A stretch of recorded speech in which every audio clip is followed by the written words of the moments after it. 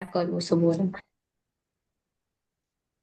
है। मैंने तो रिकॉर्डिंग के लिए लिया है ये सब्सक्रिप्शन अच्छा। कि मुझे रिकॉर्डिंग मिल जाएगी कि तो मैं रिकॉर्डिंग भेज दिया करूंगा तुम्हें सारी अब।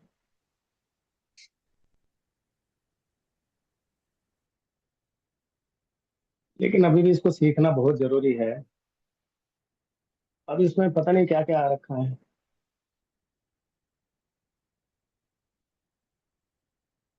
अब इसको ओपन नहीं कर पाता मैं। अब सब बच्चों का इंतजार करना पड़ेगा मुझे। नहीं है, होता है एक मीटिंग में, मतलब किसी को भी अलाउ करने के लिए इसमें सेटिंग में होता था पहले। वही देख रहा हूँ कि ये कहाँ पर मीटिंग ओपन कहाँ पर रख रहा है। ऑनलाइन क्लास के टाइप हम लोग करते थे तभी याद था मुझे, अब तो देखा नहीं मैंने। अभी रुको एक मिनट आने दो सबको।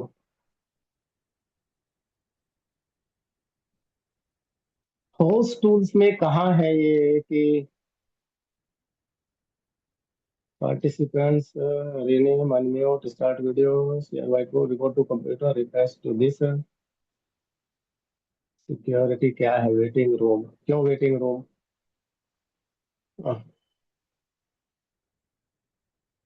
सब शायद मैंने अब सेटिंग किया में है। चेक कीजिए। एक बार उसमें आया था वेटिंग रूम वहां पर। मैंने उसको हाईलाइट किया हुआ था शायद। अब मैंने उसको ऑफ किया है तो अब शायद नहीं होगा। एक बार आने दो पहले सबको।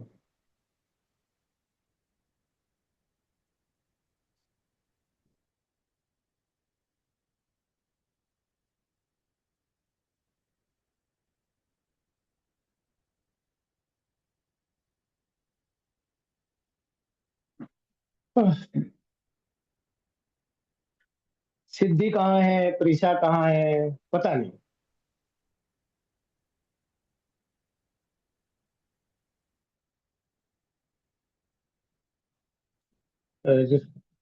आयुष आ गया रिद्धि आ गई देव शर्मा रुशान बासु साई श्री सिद्धि का हाँ सिद्धि तो आ गई ना। ओहो जो सबसे पहले बैठा रहता है ना इधर। सबसे पहले 10 बज के 8 मिनट या 10 बज के 9 मिनट पे आके बैठ जाता है। वही एब्सेंट है आज। Mister Arnav from Bombay. वाह। अच्छा मेरी आवाज सही सही आ रही है स्क्रीन से ही दिख रही है तुम लोगों को ये बताओ पहले तो। Yes sir. अच्छा ठीक है बस अगले 1 घंटा 1.5 घंटा अब चुप रहना। मुझे थोड़ा सा इस चैप्टर को लेकर के डिस्कशन मैं एक साथ करूंगा। सारी चीजें बिल्कुल शुरुआत से जाऊंगा क्योंकि उस दिन रुशान भी नहीं था। तो मैं शुरुआत से ही जाऊंगा। अच्छा भाई सुनो मेरी बात को ध्यान से बच्चों। आह,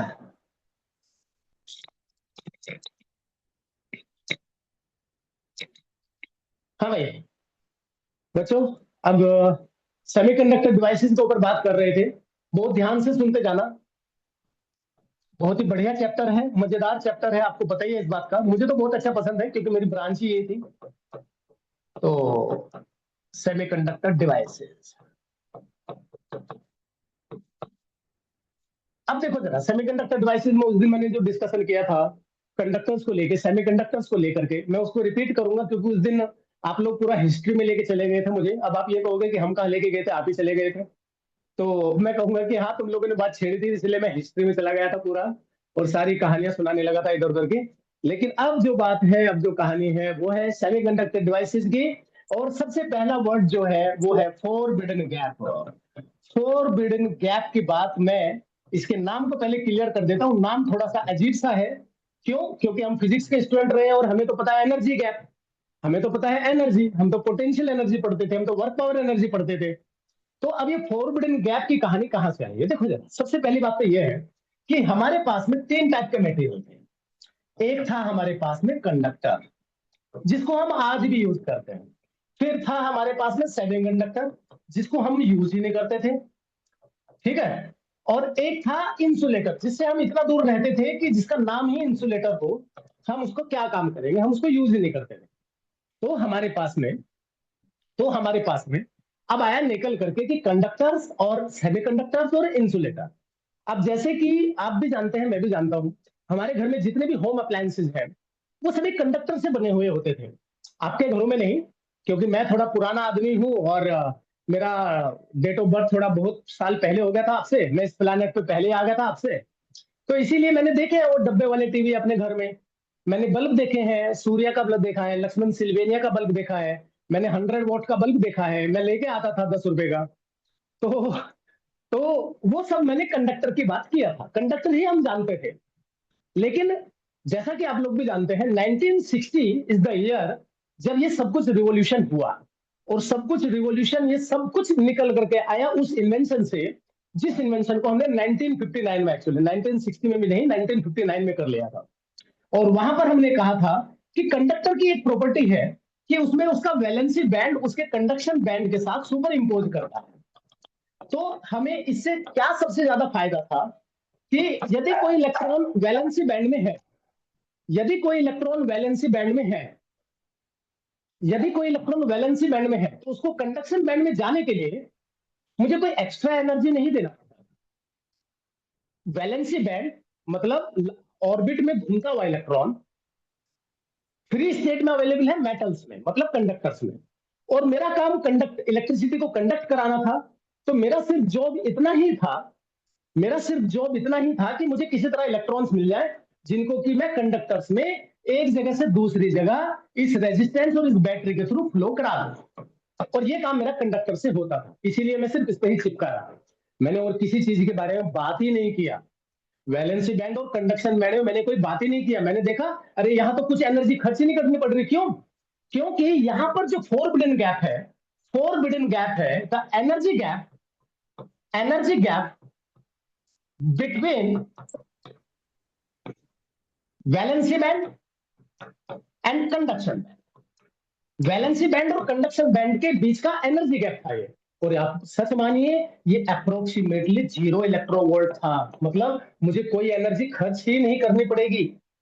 और मैंने इसी प्रॉफिट को देखा, और मैंने फिर कभी भी दूसरे किसी मेटल के बारे में बात नहीं किया। एक ड्रॉबैक था, सबसे बड़ा ड्रॉबैक क्या था? ड्रॉबैक तो ये था भाई कि जब इस मटेरियल की हम बात कर रहे थे तो हमारे पास में मेटल का मतलब ये है infinite number of free electrons. Infinite मतलब जो इलेक्ट्रॉन वैलेंसी बैंड में है वो कंडक्शन बैंड में भी है। और एक ही यदि हम कॉपर वायर, हमारे घर में कॉपर वायर यूज करते हैं, तो all electrons will can participate, outer orbit के सारे इलेक्ट्रॉन पार्टिसिपेट करेंगे। तो हम करंट को कंट्रोल नहीं कर सकते, हम करंट को कंट्रोल नहीं कर सकते हैं। और वो हमारे लिए सबसे बड़ा ड्रॉबैक था। उसको कंट्रोल करने के लिए हमने कैपेसिटर बनाया, हमने बहुत सारी चीजें बनाने की कोशिश किया, इंडक्टर भी बनाया हमने, ईएमआई चैप्टर में देखा था हमने, लेकिन वो काम नहीं कर पाए। लेकिन जब हमने सेमीकंडक्टर को देखा, सेमीकंडक्टर मेटेरियल कार्बन फैमिली, आप बहुत फैमिलियर है उसके, कार्बन फैमिली, कार्बन फैमिली के दो मेंबर हमारे सबसे ज्यादा काम के हैं, कौन कौन से? Silicon and germanium, silicon and germanium. तो यहां पर हमने देखा कि हमने सेमीकंडक्टर में सिलिकॉन लिया या जर्मेनियम, या इन दोनों ही मेटल को हम यूज करेंगे। हाँ, ये बात मैं आपको थोड़ी देर बाद बताऊंगा कि मैं सिलिकॉन को लेकर के ज्यादा कंफर्टेबल हूं या जर्मेनियम को लेकर ज्यादा कंफर्टेबल हूं। लेकिन मैं ये जरूर कहूंगा कि भाई सिलिकॉन और जर्मेनियम ये दो मेटल हैं जो कि मेरे लिए सबसे ज्यादा काम के हैं। और आप सच मानिए इनके बिना आज के टाइम पर हमारी लाइफ ही नहीं चल सकती। हमारे आपके हाथ में जो है ना, मेरे ये जो बना हुआ है डिजिटल बोर्ड, ये जो सेलफोन लगे हुए हैं आपके हाथ में, जो सेलफोन है, आपके घर पे जो एलईडी टीवी है, आज के टाइम पर सब कुछ चीजें सेमी कंडक्टिंग डिवाइसेज हैं। सारी चीजें सेमीकंडक्टर से बनी हुई है। आज के टाइम पर सेमीकंडक्टर हमारे लिए इतना ज्यादा हमारी लाइफ में आ चुका है, सेमीकंडक्टर्स। अब हमने यहां पर देखा भाई सेमीकंडक्टर था, और हमने इसका वैलेंसी बैंड और कंडक्शन बैंड देखा, और ये हमें पता चला कि अप्रोक्सीमेटली 3 इलेक्ट्रोवोल्ट के करीब एनर्जी इसको चाहिए, इलेक्ट्रॉन्स को वैलेंसी बैंड से कंडक्शन बैंड में। जब तक हमें इसका फायदा नहीं पता था तब तक तो हम इससे दूर ही रहे। क्यों? क्योंकि भाई यदि हमें इलेक्ट्रॉन यहाँ फ्री स्टेट में मिल रहे हैं तो मैं इसको यूज करूंगा। और जहां पर इलेक्ट्रॉन को मुझे वैलेंसी बैंड से कंडक्शन बैंड में कराने के लिए मुझे जरूरत पड़े कोई एनर्जी देने की, तो मैं तो उसको नहीं करूंगा। मैं उसको क्यों करूंगा? मैं उसको कर ही नहीं सकता। और हमने इसको करके आने, फिर हम आए इंसुलेटर के ऊपर। और इंसुलेटर तो और ज्यादा बड़ी चीज निकला, वैलेंसी बैंड और कंडक्शन बैंड। और ये जो गैप था ये 200 इलेक्ट्रोवोल्ट के आसपास आया बच्चों। वैलेंसी बैंड और कंडक्शन बैंड का, इससे तो हम बहुत ज्यादा दूर रहे। हमने कहा कि ये तो हमारे किसी काम का है नहीं। और दूसरा, जो सबसे ज्यादा,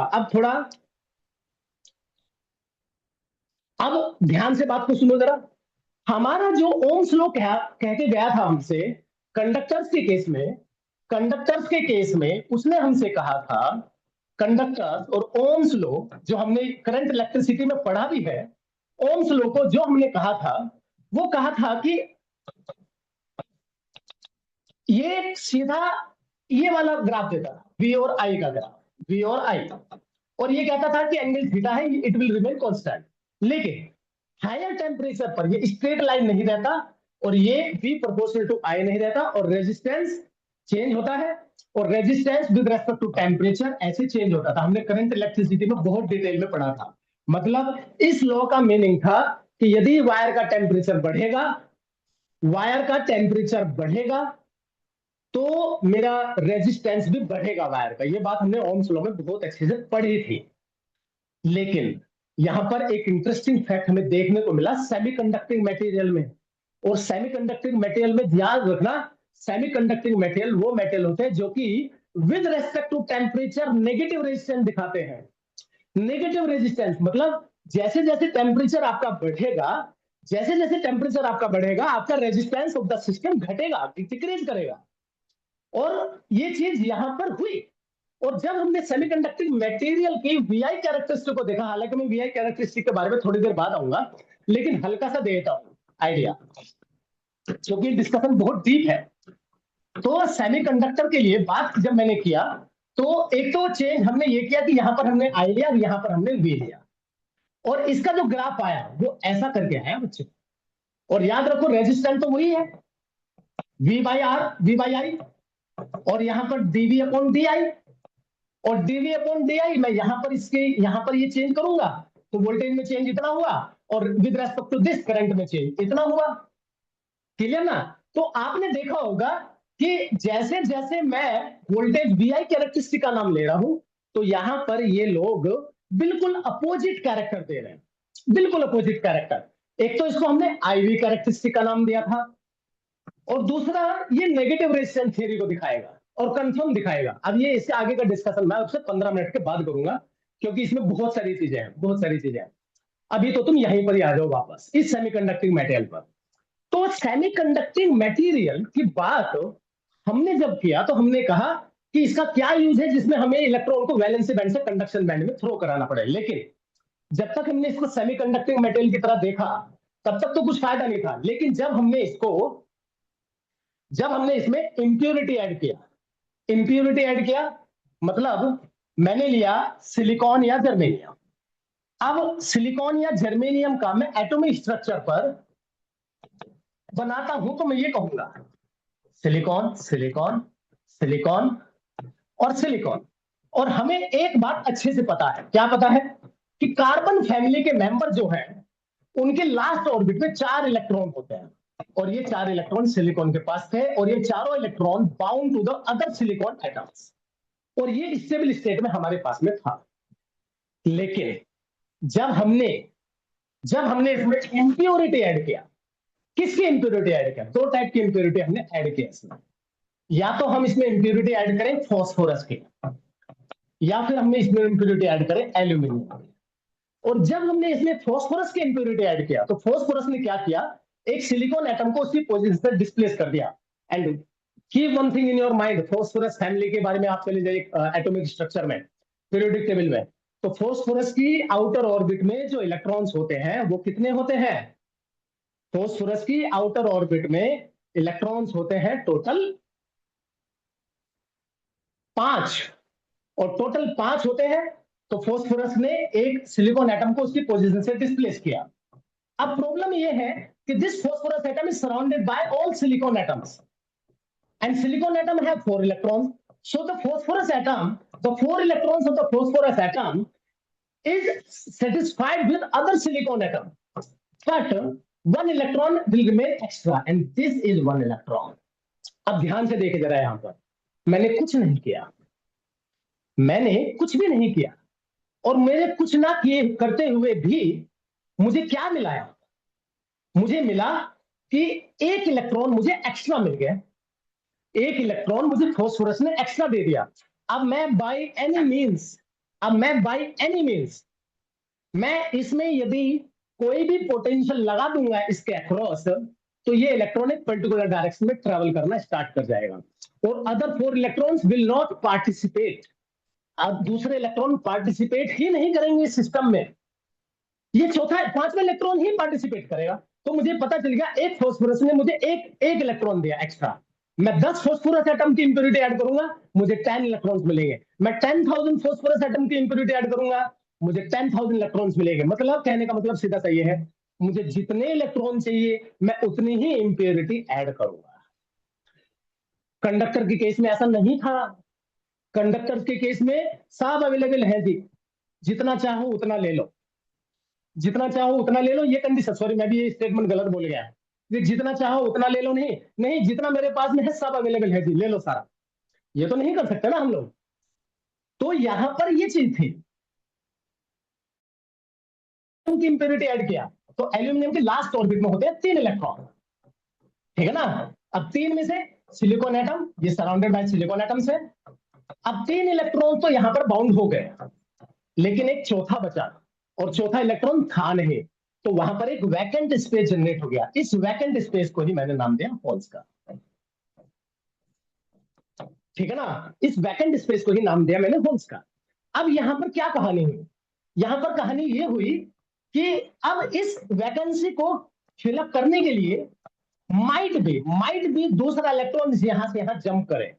यदि ये इलेक्ट्रॉन यहां से यहां जंप करेगा तो अपने पीछे एक वैकेंसी क्रिएट करेगा, मतलब पीछे अपना एक होल क्रिएट करेगा, और यदि वहां पर होल्स क्रिएट हुए तो इसका मतलब ये हुआ कि इलेक्ट्रॉन तो यहां से यहां मूव किया, लेकिन मैं ये कह दूंगा अरे यहां तो motion of the holes start हो गया, और ये होल पर्टिकुलर यहां से यहां मूव करेगा। मैंने कुछ भी नहीं किया और मेरा फ्लो ऑफ चार्ज स्टार्ट हो गया, यहां पर फ्लो ऑफ चार्ज स्टार्ट हो गया, ऑटोमेटिकली हो गया। अब दोनों चीजों में जब मेरा यहां पर एक्स्ट्रा इलेक्ट्रॉन आया तो मैंने इसको कहा एंटाई, और जब मैंने यहां पर एक्स्ट्रा एक मेरे पास में चार्ज करियर एक टाइप से तुम ये कहोगे, और कहना भी चाहिए कि सर एक्चुअल में तो इलेक्ट्रॉन ही मूव कर रहा है, ये होल्स कहां मूव कर रहे हैं। लेकिन मैं ये मानूंगा कि एक्चुअल में इलेक्ट्रॉन यहां से यहां गया तो ये होल यहां से यहां आ गया, मैं ये मानूंगा। तो मैं ये कहूंगा कि यहां पर जो चार्ज फ्लो करा रहा है ये होल करा रहा है, हालांकि फ्लो नहीं करा रहा है क्योंकि होल्स का मतलब हुआ वैकेंट स्पेस, कुछ भी नहीं है यहां पर। लेकिन मैं कहूंगा कि इलेक्ट्रॉन के मोशन के अपोजिट डायरेक्शन में रहा है, इलेक्ट्रॉन ने ऐसे मूव किया तो ये ऐसे मूव करेगा, और मैं इस टाइप के सेमीकंडक्टर जो मैंने जनरेट किया है इंप्योरिटी ऐड करके, मैं उसको पी टाइप बोलूंगा। मैंने उसको पी टाइप बोला, तो मैंने यहां वाले डिस्कशन में एन टाइप भी जनरेट कर लिया और पी टाइप भी जनरेट कर लिया। अब आगे का डिस्कशन बहुत भारी होने वाला है, बहुत ज्यादा ध्यान से सुनना मेरी बातों को। अब यहां पर कहानी जो निकल करके आई वो निकल करके ये आई कि मैं एन टाइप भी बना लिया, मैंने पी टाइप भी बना लिया। शुरू से शुरू करते हैं। पहले मैंने कंडक्टर देखा, यूजलेस हो गया मेरे लिए, वो ज्यादा एनर्जी खाता है। फिर मैंने ज्यादा एनर्जी क्यों खाता है, क्योंकि P equal to I square R लगेगा, और P equal to I square R लगेगा, आर जैसे जैसे बढ़ेगा पी वैसे वैसे बढ़ेगा, तो मेरे लिए तो लॉस ही है ना भाई वो। फिर मैंने कहा कि मेरे पास में, अरे तुम्हें कैपेसिटर का पता है ना, कितनी एफिशिएंसी थी कैपेसिटर की, 50%। एनर्जी आनी चाहिए थी सीवी स्क्वायर, लेकिन एनर्जी कितनी आई, हाफ सीवी स्क्वायर। तो मेरे लिए तो किसी भी चीज का यूज नहीं था, यहाँ पर कुछ भी नहीं था ये यूज। लेकिन अब तो मेरे पास में सेमी कंडक्टर है, और याद रखो जरा, अब आप कंडक्टर्स, ये कैपेसिटर्स और इंडक्टर्स ये यूज नहीं करते आप आज की तारीख में। ये यूज करते हैं तो बस आपके ऊपर जो फैन लगा हुआ है ना अभी, बस वहीं पे यूज कर रहे हैं आप लोग, और कहीं उसको यूज नहीं कर रहे हैं। लेकिन अभी आप देखेंगे कि इसके मल्टीपल यूज कितने हैं। ये यहां देखा, तो ये देखने के बाद तो मुझे पता चला कि यार ये तो नेगेटिव रेशियो शो करता है एक तो, और दूसरा एनर्जी गैप ये है। अब यहां पर आए हम, और यहां वाले डिस्कशन से हमने एन टाइप और पी टाइप बना लिया, एन टाइप और पी टाइप बना लिया। यहां पर हमने प्योर सिलिकॉन को हमने कहा इंट्रिंसिक सेमीकंडक्टर। क्या कहा, इंट्रिंसिक, नाम याद रखो जरा, इंट्रिंसिक। इंट्रिंसिक सेमीकंडक्टर मतलब कोई इंप्योरिटी ऐड नहीं है। और ये मेरा क्या रहा, extrinsic semiconductor. Extrinsic semiconductor, extrinsic semiconductor क्या, एक्सट्रिंसिक सेमीकंडक्टर क्या भाई?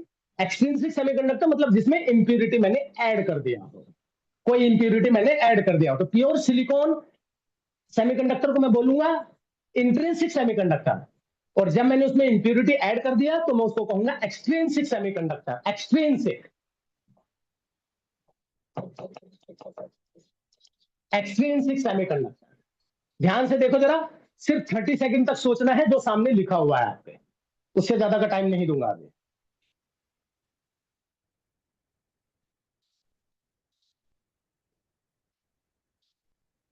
सिर्फ डायग्राम में जो कुछ भी चीजें दिख रही हैं सामने, वो सारी चीजों को एक बार दिमाग में घुसा लो, घुमा लो, बस नाम याद रख लो। अरे प्योर सिलिकॉन या जर्मेनियम का लिया, तो ये तो हुआ हमारा इंट्रिंसिक सेमीकंडक्टर।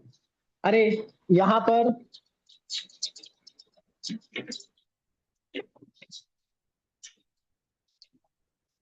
जब उसमें कोई इंप्योरिटी ऐड कर दिया तो उसको कहा हमने एक्सट्रिंसिक सेमीकंडक्टर।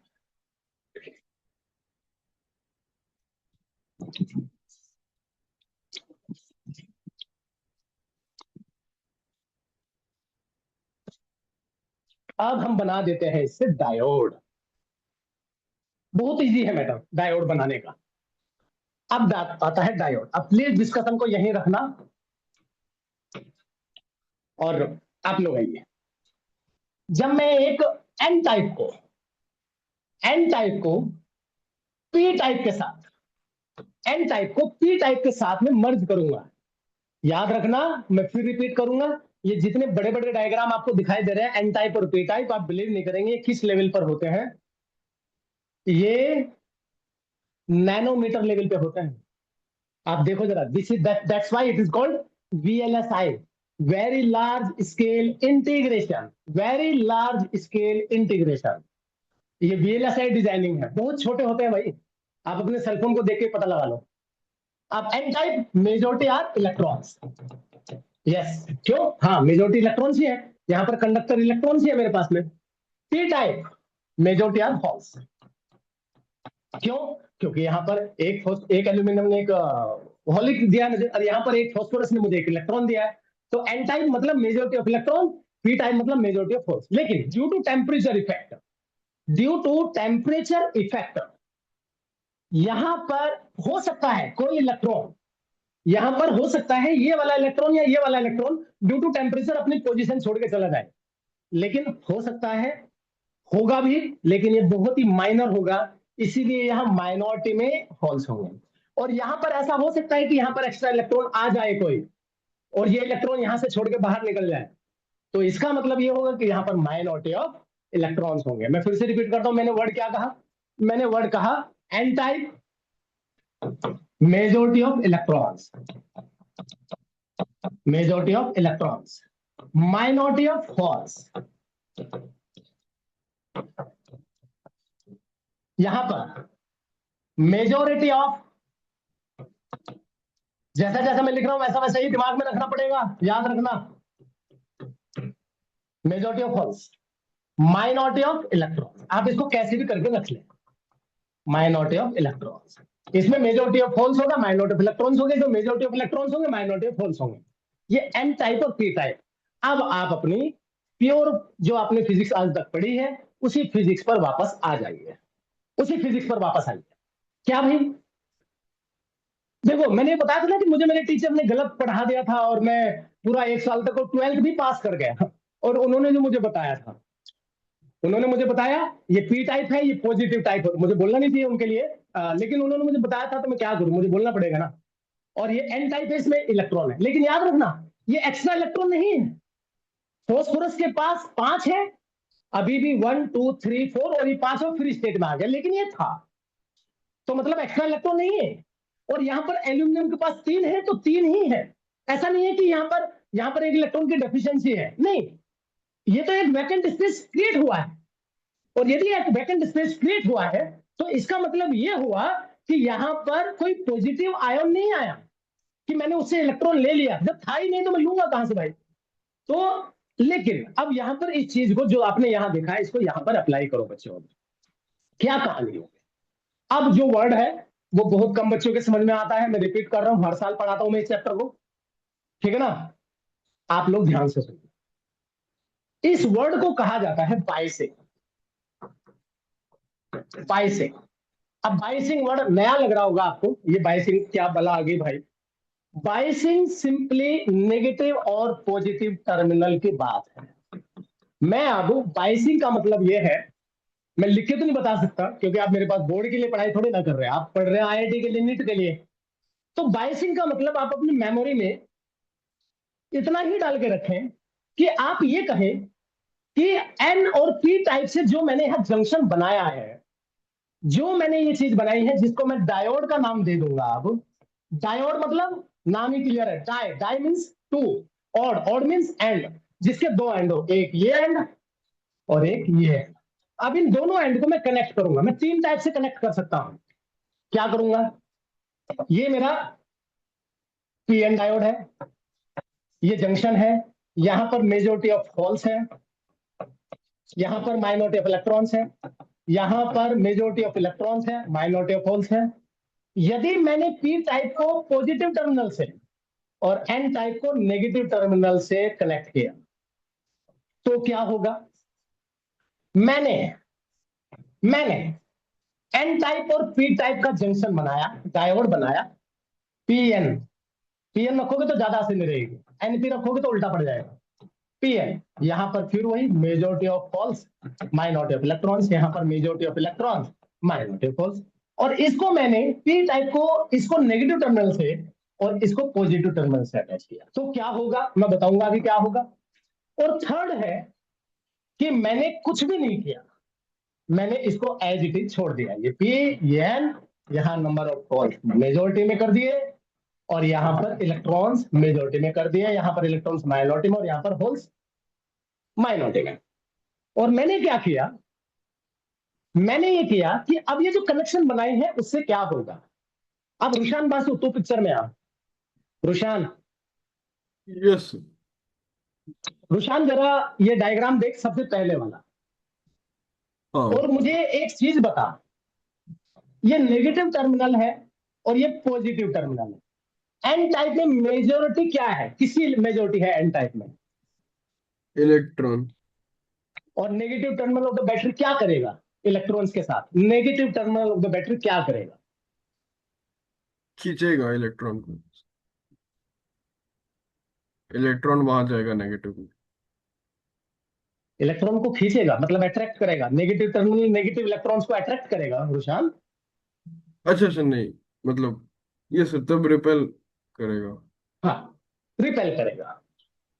अब ये इसने रिपेल किया, रिपेल किया, ये इलेक्ट्रॉन यहां, बहुत ध्यान से प्लीज, उसके लिए यदि आप एच सी वर्मा किसी भी स्टैंडर्ड बुक से पढ़ेंगे तो थोड़ा अच्छा बताएगा। कंप्लीटली पढ़ना है तो मिलमन हेल्कियास या ये बुक पढ़ो तो आपको समझ में आएगा ये चीज।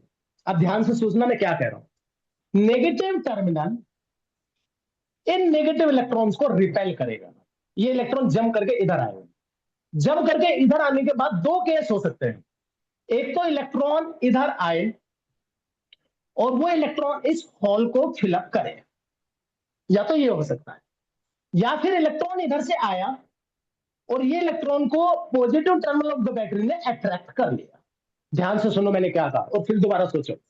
मैंने कहा यहां पर दो केस हो सकते हैं, एन टाइप में मेजोरिटी ऑफ इलेक्ट्रॉन्स है, एन टाइप में मेजोरिटी ऑफ इलेक्ट्रॉन्स है, और मैंने उसको negative terminal of the battery से कनेक्ट किया। बाइसिंग यही है, connection with the battery, biasing यही है। लेकिन negative terminal of the battery उन इलेक्ट्रॉन्स को रिपेल करेगा, रिपेल करके इलेक्ट्रॉन्स पी साइड में जंप करेगा, पी साइड में जंप करेगा, और वो पी साइड में जंप करेगा। मेरी बात ध्यान से सुनना, अब जो मैं वर्ड बोल रहा हूं पंच लाइन है, की वर्ड है, आगे की सारी चीजें इसी पर डिपेंड करेंगी। वो एक्स्ट्रा इलेक्ट्रॉन जो कि एन टाइप से जंप करके पी टाइप में किया है, वहां पर दो केस पॉसिबल है, या तो वो जहां वहां पर होल्स जो क्रिएट हुए हैं उसको फिलअप करें, और या फिर वो electron positive terminal of the battery से कनेक्ट हो जाए और positive terminal of the battery उसको अट्रैक्ट कर ले। यदि उसको यहां से जो इलेक्ट्रॉन आया और ये आगे चला गया इसको हम कहेंगे, पता नहीं कौन बच्चा मेरे से पूछ रहा था, कल पूछ रहा था या आज पूछ रहा था, कब मैं क्वेश्चन सोल्व कर रहा था इसके, शायद आज सुबह ही कोई बच्चा 1-to-1 क्लास लेता है, हाँ आकाश का एक बच्चा लेता है वर्तमान, बहुत बढ़िया बच्चा है, उसने मेरे से कहा था ये बात कि सर यही कंडक्शन इलेक्ट्रॉन कंडक्शन करंट है ना। मैंने कहा था कि यही कंडक्शन करंट है। कौन सा? कि ये इलेक्ट्रॉन यहां से यहां जंप करके और ये positive terminal of the battery में अट्रैक्ट कर लिया, तो सर्किट में करंट फ्लो हो गया, यस हो गया। और जो,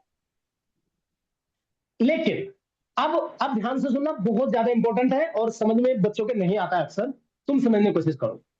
यहां से जो इलेक्ट्रॉन जंप करके इस होल को फिलअप किया, दो केस पॉसिबल, तो मैंने दो ही बताए थे, या तो इलेक्ट्रॉन यहां से जंप करके और पॉजिटिव टर्मिनल बता दे, वो कंडक्शन कर देगा।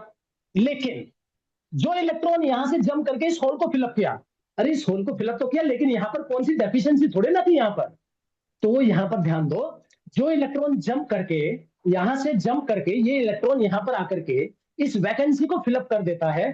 एल्यूमिनियम के पास थे 3, और 3 का मतलब है एल्यूमिनियम है न्यूट्रल, लेकिन हुआ क्या, एन टाइप से इलेक्ट्रॉन ने जंप करके पी टाइप में जाके बैठ गया होल्स की जगह, तो फोर्स एल्यूमिनियम के पास हो गए 4। 4 का मतलब है एक्स्ट्रा इलेक्ट्रॉन, एक्स्ट्रा इलेक्ट्रॉन का मतलब है केमिस्ट्री की लैंग्वेज में बोलते हैं हम नेगेटिव आयन, मतलब आयोनाइज हो गया। आयोनाइज हो गया मतलब नेगेटिव आयन आ गया। यहां पर आप ये नेगेटिव आयन लगा दो, ये नेगेटिव, मान लो इलेक्ट्रॉन यहां पर है, ये नेगेटिव आयन आ गया, लेकिन अरे भाई ये इलेक्ट्रॉन आया कहां से था, ये पी टाइप से, ये एन टाइप से आया, और फोस्फोरस के पास कितने थे, 5 होने चाहिए थे, 5 में से एक तो लॉस हो गया क्योंकि वो तो इधर चला गया, तो इधर क्या बच गया, इधर बच गया पॉजिटिव आयन। अब याद रखो ये नेगेटिव और पॉजिटिव आयन क्या करेंगे, ये नेगेटिव और पॉजिटिव आयन की स्ट्रक्चर ये हो जाएगी, दोनों एक दूसरे को अट्रैक्ट करेंगे और वो जंक्शन के पास आके बैठ जाएंगे, और इधर होंगे नेगेटिव आयन और इधर बन जाएंगे पॉजिटिव आयन। इसी रीजन को, जंक्शन के पास के इस रीजन को ही हम डैप्लीशन रीजन बोलते हैं, डैप्लीशन रीजन। इसी रीजन को हम क्या बोलते हैं, डैप्लीशन रीजन। डैप्लीशन रीजन मतलब नेगेटिव और पॉजिटिव आयन। वापस आ जाओ यहां पर, फिर से दोबारा से रिपीट करेंगे तो समझ में आएगा। एन टाइप से इलेक्ट्रॉन जंप करके पी टाइप की तरफ को जंप कर गया, और जंप करने के बाद उसने उस वैकेंसी को फिलअप किया या नहीं किया, दो केस हो सकता है। फिलअप नहीं किया, पॉजिटिव टर्मिनल की तरफ को चला गया, कंडक्शन हो गया, सर्किट में करंट फ्लो करेगा। दूसरा केस हो सकता है कि वो वहां पर जाकर के उस वैकेंसी में जाकर बैठ गया, तो उसने वहां पर एक्स्ट्रा इलेक्ट्रॉन की जरूरत नहीं थी, लेकिन उसने फिलअप कर दिया, तो वहां नेगेटिव आयन जनरेट हुआ, और वो नेगेटिव आयन और इधर जो है इलेक्ट्रॉन का लॉस हुआ है, उधर पॉजिटिव आयन, ये एक दूसरे को अट्रैक्ट करेंगे, और अट्रैक्ट करने के बाद में इस डेप्लीशन रीजन को बनाएंगे। और इधर क्या था पी, इधर क्या था एन, इधर क्या थे मेजोरिटी ऑफ होल्स और माइनॉरिटी ऑफ इलेक्ट्रॉन्स, इधर क्या थे majority of electron minority of holes. और इसकी बाइसिंग कैसी की थी तुमने, इसको पॉजिटिव टर्मिनल से और इसको नेगेटिव टर्मिनल से कनेक्ट किया था। अब देखो जरा, ये पॉजिटिव है, अब ध्यान से सुनना जरा प्लीज, ये पॉजिटिव है तो ये पॉजिटिव, ये नेगेटिव है तो ये नेगेटिव। लेकिन यहां पर क्या हुआ, इलेक्ट्रिक फील्ड, इलेक्ट्रिक फील्ड कैसे चलता है बच्चों, इलेक्ट्रिक फील्ड कैसे चलता है, electric field lines, positive positive से नेगेटिव, पॉजिटिव से नेगेटिव। लेकिन यहां जंक्शन पर क्या हुआ, पॉजिटिव से नेगेटिव, ये दोनों एक दूसरे के अपोजिट हो गए, मतलब ये जो डेप्लीशन रीजन बना है, ये डेप्लीशन रीजन अब क्या करेगा, यहां से जो इलेक्ट्रॉन, यहां से जो इलेक्ट्रॉन जंप करके जा रहा था, वो जंप करके जाने वाला इलेक्ट्रॉन उसको क्या करेगा, वो जब यहां जाएगा जंक्शन पर, ये पॉजिटिव आयन अट्रैक्ट करेगा और नेगेटिव आयन रिपेल करेगा, मतलब जंप करने में प्रॉब्लम क्रिएट करेगा, मतलब जंप नहीं करने देगा, मतलब जंप करने के लिए अब आपको एक एक्स्ट्रा एनर्जी देनी पड़ेगी उसको। ये डेप्लीशन रीजन अपोज कर रहा है, और ये अपोज कर रहा है तो इसीलिए इसका नाम बोला गया, और इस डेप्लीशन रीजन का नाम बोला गया बैरियर वोल्टेज। Barrier voltage. हम सड़क पे चलते हैं तो हमें बोलते हैं ना, हम आपस में लैंग्वेज में, अरे बैरियर आ गई है, बैरियर लगा के बैठे ये लोग इतने सारे सड़क पे। यहां पर भी वही बैरियर बना बीच में है, उस बैरियर ने आपके सामने प्रॉब्लम क्रिएट किया, और वो प्रॉब्लम क्रिएट करेगा ही करेगा आपके लिए, और वो प्रॉब्लम क्रिएट कर रहा है, ठीक है ना, यस। वो प्रॉब्लम क्रिएट कर रहा है आपके लिए। तो आपको अब इलेक्ट्रॉन को जंप कराने के लिए ज्यादा एनर्जी की देनी पड़ेगी। लेकिन चलो वो तो बाद की बात करेंगे, क्योंकि कंपेयर करेंगे हम। अब मेरी बात ध्यान से सुनिए, हम तो बाइसिंग पढ़ रहे हैं, हम तो वहीं पर ही रहना जो हम पढ़ रहे हैं। ये जो हुआ पॉजिटिव को पी से, नेगेटिव को एन से, इसको कहेंगे हम फॉरवर्ड बायसिंग। फॉरवर्ड बायसिंग याद रखो, अब से नहीं पढ़ा रहा, 15 साल से पढ़ा रहा हूं बच्चे ये सब टर्म्स। वो वोल्टेज याद रखता है, वो करंट याद रखता है, वो रेजिस्टेंस याद रखता है, करंट इलेक्ट्रिसिटी याद रखता है, ये इसको याद ही नहीं होते, क्योंकि ये नए नाम आ जाते हैं। बीटेक में जाके सब याद आ जाते हैं, से याद नहीं आ जाते, सब याद कर लेते हैं, लेकिन अभी उनको याद नहीं होते, कंफ्यूज हो जाते हैं। आप मत कंफ्यूज होना, क्योंकि याद रखो एक फिक्स क्वेश्चन 4 नंबर का जेडब्ल्यू में आएगा ही आएगा। मेंस की बात कर रहा हूँ, एडवांस वाले तो ट्रांजिस्टर के ऊपर ज्यादा इंटरेस्ट लेते हैं, और बस वो एक छोटा सा क्वेश्चन पूछते हैं, ज्यादा बड़ा तो वो भी नहीं पूछते। लेकिन जेडब्ल्यू मेंस का क्वेश्चन 100 में से 90 स्टूडेंट छोड़ के आते हैं इस टॉपिक के ऊपर, क्योंकि उनको हमेशा गलती ही करते हैं वो। अच्छा, अब ये हुआ फॉरवर्ड बायसिंग। एक बार देख लो जरा बच्चों, मैंने क्या क्या बताया, रिपीट कर देता हूं मैं, आप भी सुन लो ध्यान से। यदि मैंने पी टाइप को पॉजिटिव से और एन टाइप को नेगेटिव से बैटरी के टर्मिनल से कनेक्ट किया, तो ये कनेक्शन हो गया फॉरवर्ड बायसिंग। एन टाइप में क्या होगा, इलेक्ट्रॉन जंप करेगा एन से पी टाइप की तरफ को। दो केस हो सकते हैं, या तो इलेक्ट्रॉन जंप करके पॉजिटिव की तरफ को भागेगा, पॉजिटिव टर्मिनल की तरफ को, या फिर वहां पर वैकेंसी जो क्रिएट है, जो होल्स जो बने हुए हैं उनको फिलअप करेगा। होल्स को फिलअप करेगा तो वहां नेगेटिव आयन जनरेट करेगा, और अपने पीछे वो एक पॉजिटिव आयन को छोड़ के आएगा। ये दोनों एक दूसरे को अट्रैक्ट कर लेंगे, और अट्रैक्ट करने के बाद में जंक्शन के ऊपर एक डेप्लीशन रीजन बना लेंगे, और इस डेप्लीशन रीजन के वोल्टेज को हम कहेंगे बैरियर वोल्टेज। ये बैरियर है हमारे सामने अब। लेकिन यदि हमने ये कनेक्शन पॉजिटिव टाइप से एन को कनेक्ट किया और नेगेटिव टाइप से पी को कनेक्ट किया, तो उल्टा हो गया। उल्टा क्या हो गया भाई? उल्टा ये हो गया कि यहां से इलेक्ट्रॉन जाएंगे, इन होल्स को फिलअप करेंगे, और यहां से एक्स्ट्रा इलेक्ट्रॉन्स को ये पॉजिटिव टर्मिनल अट्रैक्ट करेगा। जोन से इलेक्ट्रॉन्स को अट्रैक्ट कर लेगा, वो पीछे एक पॉजिटिव आयन छोड़ के आएंगे, और यहां जो एक्स्ट्रा इलेक्ट्रॉन आके इन होल्स को फिलअप करेगा। यहां पर एक्स्ट्रा इलेक्ट्रॉन आ गए, तो यहां पर नेगेटिव आयन जनरेट हो गया, और यहां पर पॉजिटिव आयन जनरेट हो गए। तो सिचुएशन कुछ ऐसे बनी, यहां नेगेटिव आयन और यहां पॉजिटिव आयंस, और यहां फॉल्स मेजॉरिटी में, इलेक्ट्रॉन्स माइनॉरिटी में, और यहां पर मेजॉरिटी में इलेक्ट्रॉन्स और माइनॉरिटी में होल्स। और कनेक्शन हमने बनाया पी एन, और ये पी को नेगेटिव से और एन को पॉजिटिव से कनेक्ट कर दिया, तो हमारा बिल्कुल उल्टा कनेक्शन हो गया। और ये जो प्रोसेस है, इस प्रोसेस को हम कहेंगे क्या कहेंगे इस प्रोसेस को? इस प्रोसेस को हम कहेंगे रिवर्स बायसिंग। रिवर्स बायसिंग ये हमारी है रिवर्स बायसिंग, मतलब बायसिंग रिवर्स हुई, सिंपली कहने का मतलब ये है। अब और दूसरा, डेप्लीशन रीजन जो है, डेप्लीशन रीजन की जो विड्थ है वो बढ़ गई, बहुत ज्यादा बढ़ गई। डेप्लीशन रीजन की विड्थ फॉरवर्ड बायसिंग के मुकाबले बहुत ज्यादा बढ़ गई, ठीक है ना, बहुत ज्यादा बढ़ गई यहाँ पर डेप्लीशन रीजन, और बैरियर वोल्टेज भी बहुत ज्यादा बढ़ गया। उसका मतलब आएगा अभी थोड़ी देर बाद, वीआई कैरेक्टरिस्टिक जो बताऊंगा ना, वोल्टेज और कैरेक्टरिस्टिक, वहां पर ये आएगा। और ये हुई रिवर्स बायसिंग। और एक है सबसे सिंपल अनबायस। अनबायस तो यही बता दो, कुछ भी नहीं किया मैंने कोई बैटरी कनेक्ट ही नहीं की।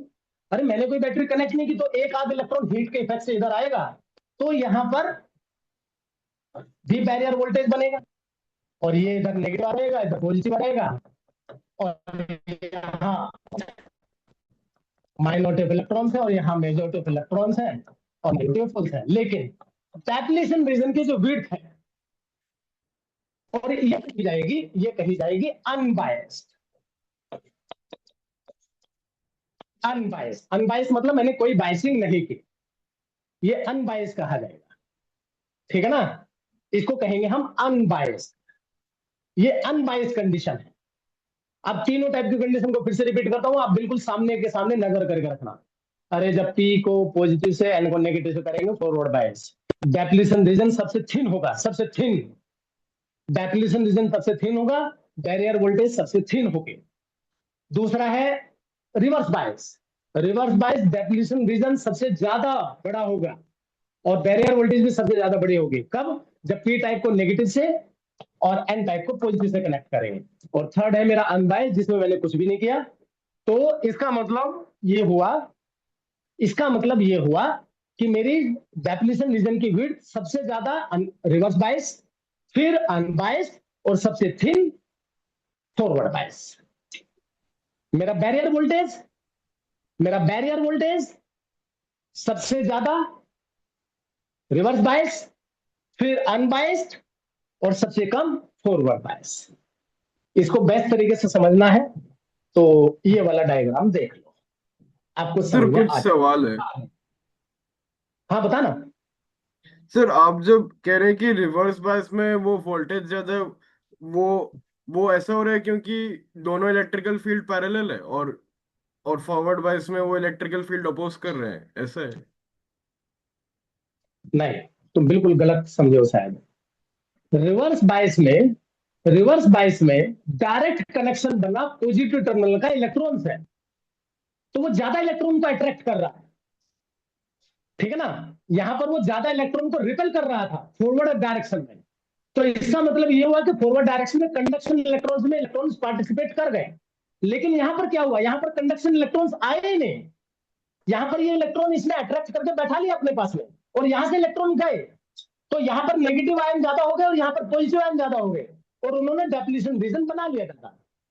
दोनों पैरेलल, पैरेलल क्या एंटी पैरेलल बोलो। ये सर वही मतलब फॉरवर्ड बायसिंग में तो एंटी पैरेलल इलेक्ट्रिकल फील्ड आ रहा था, और फॉरवर्ड इसमें बायसिंग में एंटी पैरेलल है, पैरेलल है, यस। और यहां पर और दोनों इसमें पैरेलल हो पैरेलल। गए।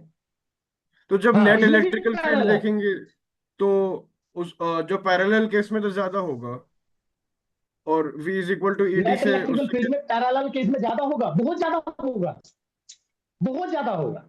वो तो बहुत ज्यादा है, उसके बाद V इज इसीलिए इक्वल इसकी टू ईडी विड्थ लगा ज्यादा हो गई। सकते हैं। वही वही वही वही वही कह रहा हूं मैं भी, वही कह रहा हूं मैं भी, अच्छा, इसीलिए विड्थ इतनी ज्यादा हो गई। यस। और सर एक दूसरा सवाल था, वो हाँ। अनबायस्ड जो कंडीशन था उसको क्या इक्विलिब्रियम में है, ऐसा कह सकते हैं?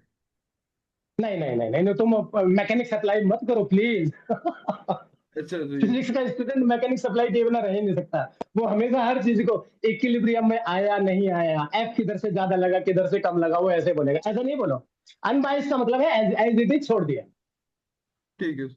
कुछ नहीं हुआ उससे, उससे कुछ भी नहीं हुआ। डेफिनेशन रीजन भी मिडिल में बना, और उसका कुछ हुआ ही नहीं वहां पर। हम उसको ज्यादा देखेंगे भी नहीं, मैं तो एक डायग्राम दिखा रहा हूँ आपको, और उस डायग्राम को करने के बाद मेन टॉपिक पर आऊंगा, जिसके बाद आपका ये चैप्टर चालू होता है एक्चुअली में। जिसके बाद ये चैप्टर आपका चालू होगा, आपको भी बढ़िया लगेगा वो चीज, क्योंकि आपके माइंड का जो है टोटल रिवर्स डायरेक्शन में जाएगा सब कुछ। आप ये कहोगे ये क्या बात हो गई।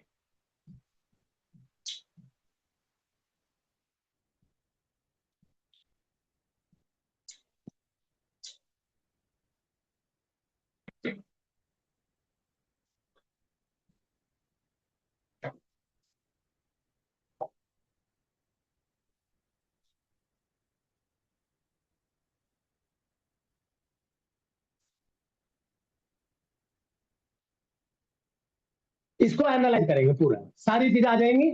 आप भी देखो, मैं भी देखता हूँ। रुशान, जरा डायग्राम को देखो, तुम्हारा वाला डाउट क्लियर होने का चांस आ गया है यहाँ पर। सबसे पहला यस। लिया है केस अनबायस्ड। सबसे पहला केस कौन सा है? अनबायस्ड। अनबायस्ड में क्या हुआ? अनबायस्ड में मेरी डेफिनेशन रीजन की जो विड्थ वो ये बने, ये बने। मेरा बैरियर वोल्टेज जो बना वो ये बना, ये बना delta. In case of forward bias, मेरे डेफिनेशन रीजन की जो विड्थ बनी वो ये बनी, और मेरा जो बैरियर वोल्टेज बना वो ये बना, सबसे कम। रिवर्स बायस में मेरी डेफिनेशन रीजन की जो विड्थ बनी वो ये बनी, सबसे ज्यादा, और मेरा बैरियर वोल्टेज भी सबसे ज्यादा। अब तुम्हारे वाली बात पर आ जाते हैं रुशान, ध्यान से देखो जरा करंट की वैल्यू को, करंट की वैल्यू को। यस यहां पर सर। डीएफ का मतलब है डिफ्यूजन, डीएफ का हाँ मतलब है डिफ्यूजन, और डीआर का मतलब है ड्रिफ्ट।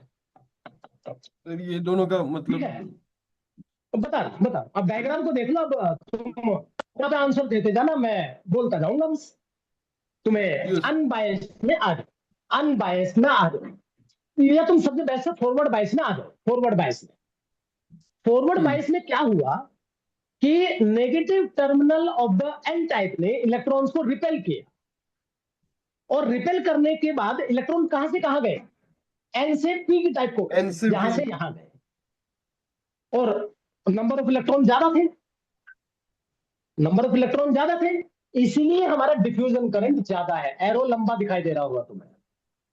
तो ये हमारा, जो कि ध्यान से सुनना जरा, real motion of the electron from the N type to the P type is called drift current. ध्यान से सुनो, इलेक्ट्रॉन ने जंप किया एन टाइप से पी टाइप की तरफ को, और ये मेरा डिफ्यूजन करंट बोला गया।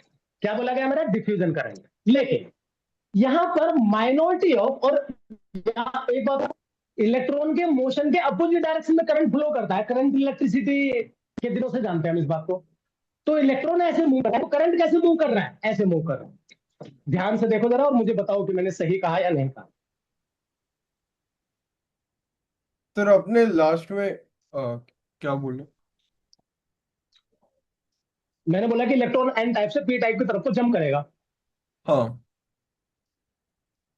तो डिफ्यूजन करंट मेरा, electron is moving from right to left, can move from left to right. Yes, वो ज्यादा आएगा करंट। अब दूसरे क्वेश्चन का आंसर दे रुझान, और फाइनल आंसर आ जाना चाहिए।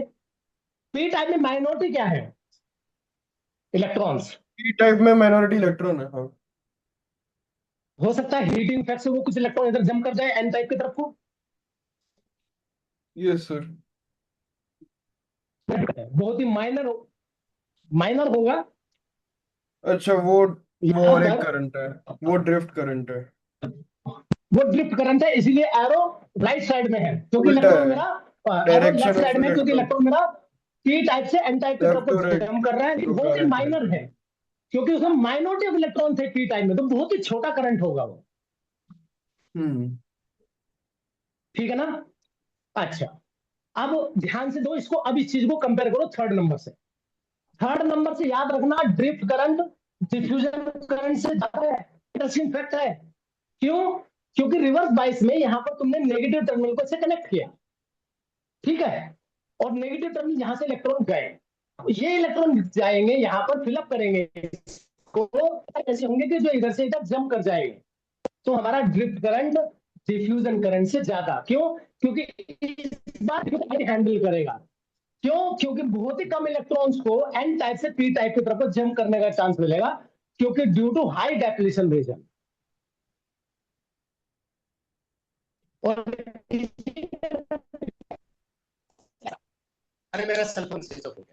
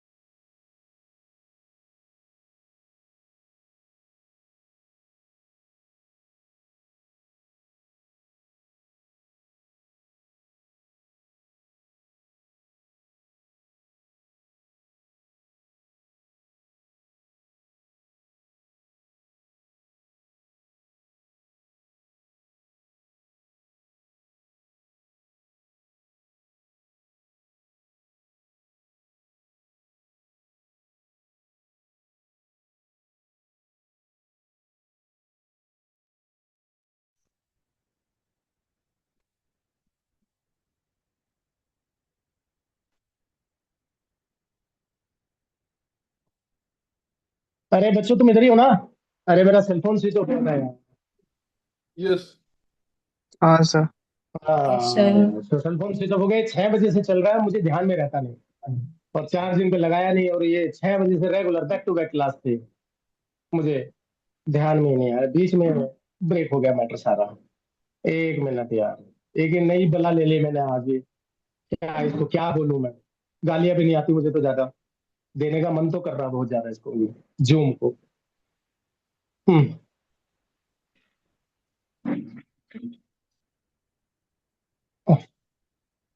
सर एक डाउट था, इसमें हाँ एक्चुअल पूछो, बिल्कुल करंट पूछो। कौन सा है? इसमें एक्चुअल हाँ, करंट कौन सा है? इसमें डिफ्यूजन। मतलब diffusion. Diffusion is actual current, तुम्हारे काम का वही है। आई नेट जो हुआ यहाँ पर फॉरवर्ड बायसिंग में, वो हुआ आईडीएफ माइनस आईडिया, और यही आपका रियल करंट है जो आपके काम का है।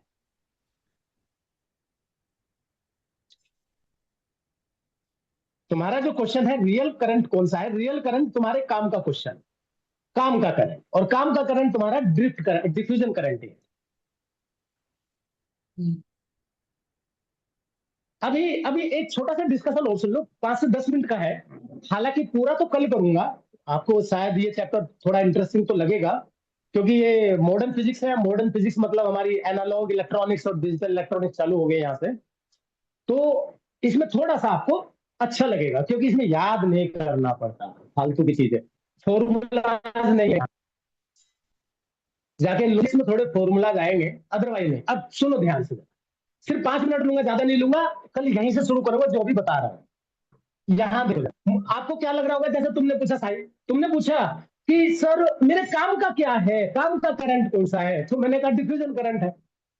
तो यहां पर जब मैंने सिलिकॉन ले लिया था या जर्मेनियम ले लिया था, अब जब मैंने इसकी आईवी कैरेक्टरिस्टिक बनाई, आईवी कैरेक्टरिस्टिक, तो आईवी कैरेक्टरिस्टिक में क्या कहानी हुई है? कहानी हुई है आईवी कैरेक्टरिस्टिक में कि एक पर्टिकुलर वोल्टेज तक तो कोई भी करंट फ्लो किया ही नहीं, कोई भी करंट फ्लो किया ही नहीं। और वो सिलिकॉन के केस में कितना था? 0.7 वोल्ट। और जर्मेनियम के केस में कितना था? 0.3। अच्छा, आप लोगों को कभी आपके घर में कीपैड मोबाइल हो ना, कीपैड मोबाइल के पीछे की बैटरी निकाल के देखना, आपकी बैटरी लगी रहेगी 3.7 वोल्ट की। आप अभी भी निकाल के देख सकते हो यदि कीपैड मोबाइल है तो। क्यों है पता है? क्यों है पता है? बताता हूं। 3 वोल्ट तो ये चाहिए था, ये, और 0.7 ये चाहिए था, 0.7 ये चाहिए था सिलिकॉन के केस में। और यहां तक कोई करंट फ्लो किया ही नहीं। क्यों नहीं किया? इसलिए नहीं किया क्योंकि ये डेप्लीशन रीजन जो बना दिया था आपने फॉरवर्ड बायसिंग में, यहां पर करंट ये फ्लो होने ही नहीं देगा इन केस ऑफ सिलिकॉन। और यहां से, और जैसे ही ये इसके ऊपर जाएगा, ये करंट इनफाइनाइट हो जाएगा। इस पर्टिकुलर वोल्टेज को ही, वी नोट को ही, हमने बोला नी वोल्टेज। क्या बोला हमने इसका नाम? नी वोल्टेज। नी, ये सर नी 3.7 वोल्टेज। वोल्ट ही है। यस, 3.7 ही है बेटा। मैं इलेक्ट्रॉनिक्स का ही स्टूडेंट रहा हूं लाइफ टाइम, मुझे सिर्फ यही आता है, कम्युनिकेशन सिस्टम और ये सब डिजिटल इलेक्ट्रॉनिक्स और वीएलएसआई। तो वी नॉट, तो ये वी नॉट। अच्छा, तेरे पास कीपैड मोबाइल है क्या? यस सर है। ओके, तूने देख लिया इतना जल्दी। यस। ये उसका रीजन फिर से सुन ले। सिर्फ 0.7 यहां से आया और 3 वोल्ट यहां से आया। इलेक्ट्रॉन्स को वैलेंसी बैंड से कंडक्शन बैंड में फ्लो कराने के लिए मुझे 3 वोल्ट की चाहिए, 3 इलेक्ट्रो वोल्ट, और फिर यहां पर 0.7 ये लेके गया, तो ये 3.7 आया। इसीलिए इसको कहेंगे हम नी वोल्टेज, और नी वोल्टेज के ऊपर जाके करंट इनफाइनाइट हो जाएगा। और आपने देख लिया होगा आईवी कैरेक्टरिस्टिक में आपका जो ग्राफ आया है बच्चों, वो ग्राफ आपका क्या दे रहा है? आपका with respect to time, with respect to this, आपका रेजिस्टेंस डिक्रीज करेगा यहां पर, और डिक्रीज करेगा तो आपको पता ही है क्या होगा, क्योंकि वहां पर क्या होता था, V by I equal to R, और ये बढ़ता था तो ये बढ़ता था। लेकिन यहां पर क्या है? यहां पर है D I upon D V, D I upon DV.